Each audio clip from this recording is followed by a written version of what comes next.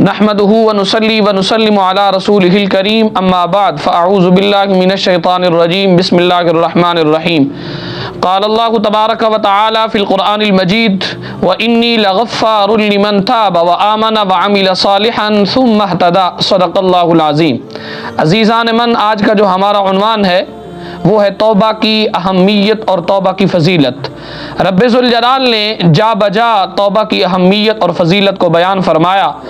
رب نے فرمایا وَإِنِّي لَغَفَّارٌ لِمَن تَابَ، بے شک میں اپنے اس بندے کی ضرور بخشش فرمانے والا ہوں جو توبہ کرے اور ایمان لے آئے اور اچھے اعمال کرے پھر سیدھے راستے پر چل پڑے، میں اس بندے کی توبہ کو ضرور قبول فرماتا ہوں۔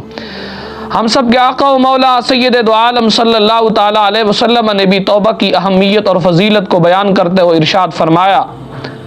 سرکار نے فرمایا التائب من الذنب کمن لا ذنب لہ، گناہ سے توبہ کرنے والا ایسا ہے جیسے اس نے کوئی گناہ کیا ہی نہیں ہے۔ اور سورہ ابن ماجہ کی حدیث ہے، سرکار علیہ الصلوۃ والسلام نے ارشاد فرمایا اگر تم نے آسمان کے برابر بھی گناہ کر لیے پھر شرمندہ ہو کر تم نے توبہ کر لی تو اللہ تعالیٰ تمہاری توبہ کو ضرور قبول فرمائے گا۔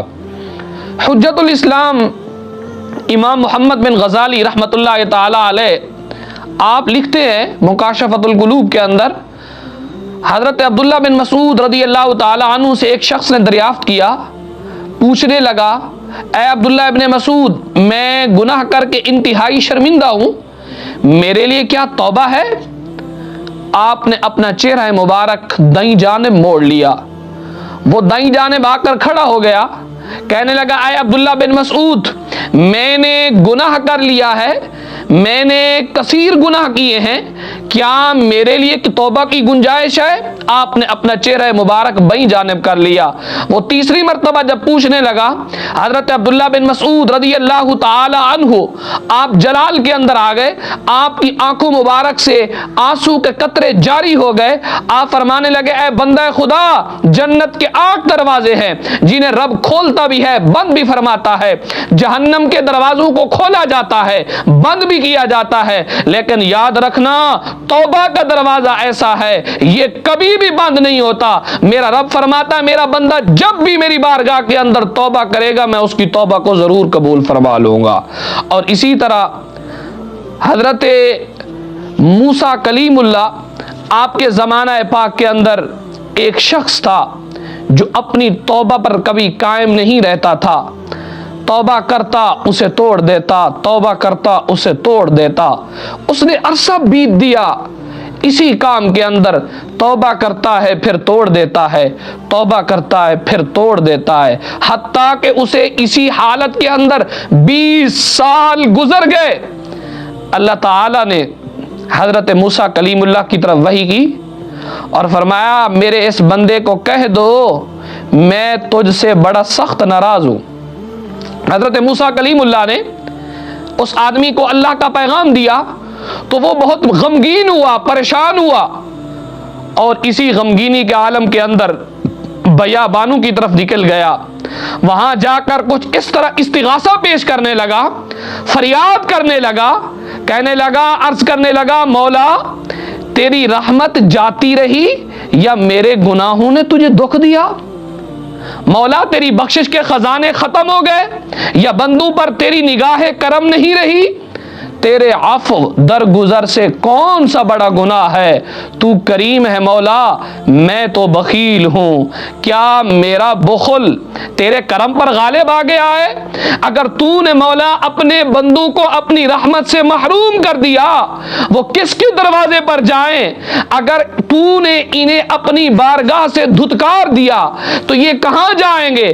اے رب قہار، اے رب قادر، اگر تیری بخشش جاتی رہی میرے لیے عذاب ہی رہ گیا ہے تو تمام گناہگاروں کا عذاب مجھے دے دے، میں ان پر اپنی جان قربان کر دیتا ہوں۔ جب اتنی آہو فریاد کرنے لگا، استغاثہ پیش کرنے لگا، اللہ کو یاد کرنے لگا، اپنے گناہوں پر نادم ہونے لگا، رب ذوالجلال نے حضرت موسیٰ کلیم اللہ کی طرف وحی فرمائی۔ رب نے فرمایا اے موسیٰ اب جاؤ تم میرے اس بندے سے کہہ دو، اسے کہو تو نے میرے میرے کمال قدرت کی حقیقت کو سمجھ لیا ہے، میرے کمال قسم کے معاف کرنے کی حقیقت کو سمجھ لیا ہے۔ اگر تیرے گناہوں سے زمین بھی پر ہو جائے، اس قدر تیرے گناہ وسیع ہو جائے، پھر بھی میں تمہیں بخش دوں گا۔